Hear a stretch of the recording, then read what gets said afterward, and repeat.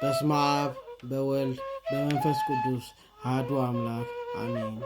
ውዳሴ ማርያም ናይ ሰንበት በቅድስት ሰንበት ክርስቲያን ዕለት ዝንበብ ናይ እመቤትና ድንግል ማርያም ወላዲተ አምላክ ምስጋና ኦ ካብ ኩለን አንስቲ ብርክቲ ፍቅርቲ ተሰመኺ እታ ቅድስቲ ቅዱሳን ትበሃል ካልእቲ ቀመር ክፍሊ ንስኺ ኢኺ ኣብ ውሽጣኻ ባጻብ እግዚአብሔር ተጻሕፉ 10 ቃላት ናይ ኪዳን ጽላት ኣለዋ ንሳ ድማ ንመድኃኒትና ኢየሱስ ክርስቶስ ቀዳሚት ስሙ ከም ዝኾነት ቀዲሙ በየውጣ ነገረና እቲ ብዘይ ምልዋጥ ካባኺ ሰብ ዝኾነ ናይ ሓድሽ ኪዳን መተዓረቒ ኮነ ንምፍሳስ ቅዱስ ደሙ ከዓ ንምእመናን አንጢህዎም ንአሕዛቡን ቀዲስዎም እሞ ኦ ቅድስቲ ለምነና ኦ እመቤትና ንጽሕቲ ወላዲተ አምላክ ምእንቲ ዝኩልና ንዕቤኪ ኣሎና ካብቲ ፍቁር ወድኺ ምሕረት ምእንቲ ክረክብ ከዓ ናባኺ ኩሉ ግዜ ንልምንን ንማዕዱን ኣሎና ካብ ዘይቆንቆን ዕንጨይቲ ተሰሪሑ ብኩለንትንኡ ብወርቂ ዝተለበጠ ታቦት ብናይ እግዚአብሔር ቃል ይምሰለና ንሱ ብዘይ ምፍላይ ምልዋጥን ሰብ ዝኾነ ፍጥረት ዘይብሉ ንጹህ መለኮት ምስ ኣብ ማዕረነት ዘለዎ እዩ ብኡ ንንጽሕቲ ድንግል ኣበሰራ ብቅዱስ ስነ ጥበቡ ከዓ ብዘይ ዘርኢ ሰብኣይ ከማና ሰብ ኮነ መለኮቱ ኣዋሃዱ ድማ ብዘይ ዘርኢ ሰብኣይ ከማና ሰብ ኮነ መለኮቱ ኣዋሃዱ ድማ ብዘይ ርክሰት ካባኺ ስጋ ለቢሱ እሞ ኦ ቅድስቲ ለምነና ኦ ንጽሕቲ መቕደስ ብትእዛዝ እግዚአብሔር ተሳኣሉ ክሩቤል ዝተጋርዱኺ እቲ ቃል ብዘይ ምልዋጥ ካባኺ ስጋ ዝለበሰ ንሱ ድማ ሓጢአትና ክሓድግን ኣበሳና ክድምስስን ኮይኑ እሞ ኦ ቅድስቲ ለምነና ኣብ ውሽጢ ሓቡ እመና ዘለዋ ንጽሕቲ መሶብ ወርቂ ንስኺ ኢኺ ንሱ ድማ ንኩሉ ዓለም ህይወት ዝህብ ካብ ሰማያት ዝወረደ ሕብስቲ እዩ እሞ ኦ ቅድስቲ ለምነና ድሙቕ ብርሃን ዝጸርኪ ናይ ወርቂ ቋሚ ቀንዴል ንስኺ ኢኺ ንሱ ከዓ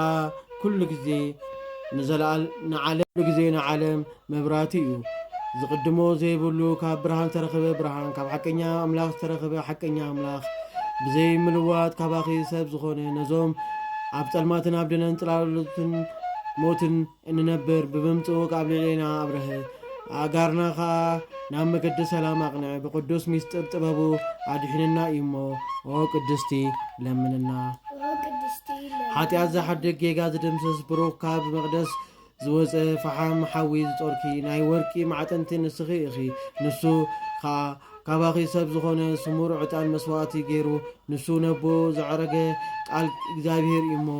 ኦ ቅድስቲ ለምነና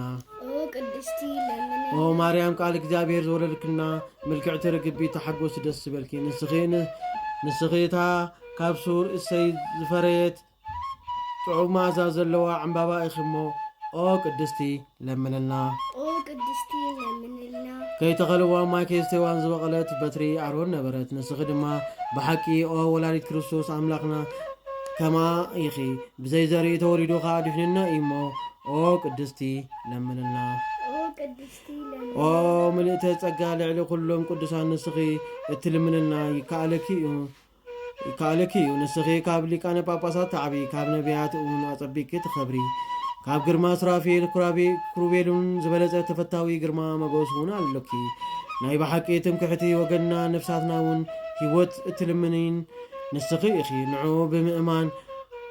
ኣብ ቅንዕቲ ሃይማኖት ከጽንዓና ይቕሬቱን ምሕረቱን ክህበና ብብዝሒ ምሕረቱን ሓጢአትና ክሓድገልና ናብ ጐይታና መድኃኒትና ኢየሱስ ክርስቶስ ለምንና ኦ ቅድስቲ ለምንና ኦ እመቤትና ወላዲት ንጽሕቲ ወላዲተ አምላክ ምእንቲ እዚ ኩላትና ንዕቤኪ ኣሎና ካብ መፍቀር ሰብ ወድኺ ምሕረት ምእንቲ ክረክብ ከዓ ናባኺ ኩሉ ግዜ ንልምንን ነማዕዱን ኣሎና ጸሎታ ልማንዋን ናይ ማርያም የድሕና ካብ መዓት ናይ ወዳ ጸሎታ ልማንዋን ናይ ማርያም ንሊቃነ ጳጳስ ኣባ ገለ የድሕኖም ካብ መዓት ናይ ወዳ ጸሎታ ልማንዋን ናይ ማርያም ንመፍቀር ኣምላኽ ንጉስ የድሕኖ ካብ መዓት ናይ ወዳ ጸሎታ ልማንዋን ናይ ማርያም ንህዝበ ክርስቲያን የድሕኖም ካብ መዓት ናይ ወዳ ጸሎታ ልማንዋን ናይ ማርያም ንነፍሳት ምውታን የድሕኖም ካብ መዓት ናይ ወዳ ጸሎታ ልማንዋን ናይ ማርያም ንሃገርና የድሕነና ካብ መዓት يدحنا كم معتنا يودا أملاكي وي بسلام أجمر كبسلام زفت كنا كبر مزجانا عخايهم قدوس ودها نصادنا تليلو كذي كم تلكم تليلو كم زمهرنا كم دينا نتوع عكالنا أبسمايات نبرا بونا سمكاي كدس منقص خاتمتا فكاد كاخم تاب سمايكم هنا مدريخون نايلة تنجرانا لو ما بنا نحنا نزبدولنا بدولكم نحد كلهم بدلنا حدا قلنا كاوكو وعدنا ننبرا فتنايتونا منقصتين حايلين كبرن زلالمات كايمو آمين أوغستي ماريام بناي قدوس جبريل ملاك سلامتا سلام بلكي بحلنا خدنجليخي بسقاخ وندنجليخي عدك زابير قويتا سراوي سلام بلك لوخو نسخ خوانستي برختيخي فرخر سخو برخي وملت تسقاق زابير مساخي او فستي دس بلكي حاتياتنا خسر لنا نافكر ودخي يسكرسوس تلغي من تانا محر لمننا آمين